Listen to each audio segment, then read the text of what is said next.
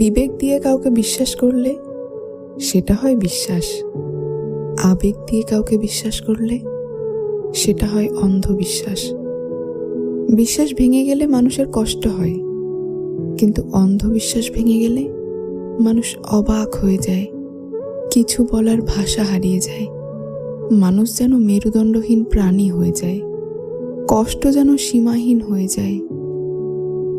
গোলাপের সৌন্দর্য প্রশংসা করার আগে তার যন্ত্রণাদায়ক কাটার ব্যাপারেও যেমন ভাবা উচিত, ঠিক তেমনই কাউকে বিশ্বাস করার আগে বিশ্বাস ভাঙার পরিণাম কি হবে সে ব্যাপারেও ভাবা উচিত।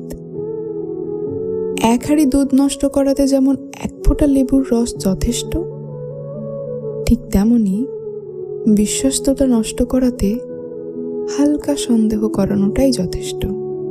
বিশ্বাস একটা